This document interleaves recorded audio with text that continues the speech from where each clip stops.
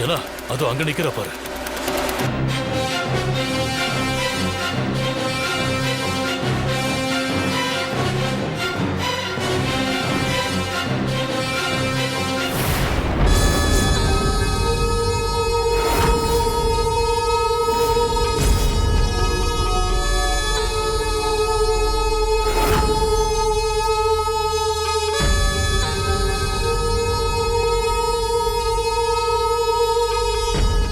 வாங்க.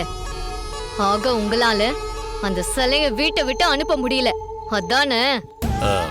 மன்னிச்சிருமா, நான் ஊருக்காரங்களுக்கு பணம் கொடுத்து சிலையை தூக்கிட்டு போகிறதுக்கு ஏற்பாடெல்லாம் பண்ணிட்டேன்.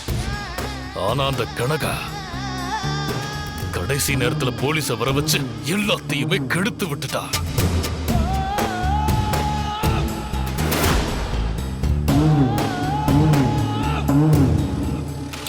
இப்ப என்ன பண்ணலாம்?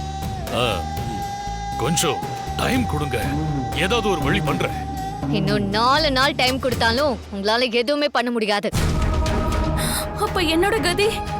பௌர்ணமி அன்னைக்கு நான் சாக வேண்டியதானா? பயப்படாத வீணா, உன்னை காப்பாத்துறேன்னு வாக்கு கொடுத்திருக்கேன்.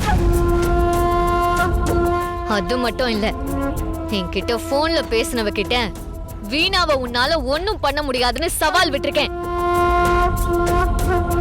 எனக்கும் அவளுக்குமான யுத்தம் எப்பவோ தொடங்கிருச்சு. நான் அவகிட்ட தோத்துறவே கூடாது. ஆனாலும் எனக்கு பயமா இருக்கு மாயா. மாமா, வீட்ல அம்மன் சிலை இருக்கிற வரைக்கும் மாயா வீட்டுக்கே வர மாட்டா. நீங்க ஏதாவது பண்ணி சாமி சிலைய தூக்கிட்டு போக சொல்லுங்க.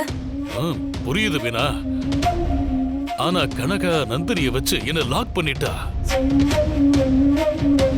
அங்கிருந்து சிலைய எப்படி எடுக்கிறதுன்னு தான் நான் யோசிச்சுக்கிட்டு இருக்கேன்.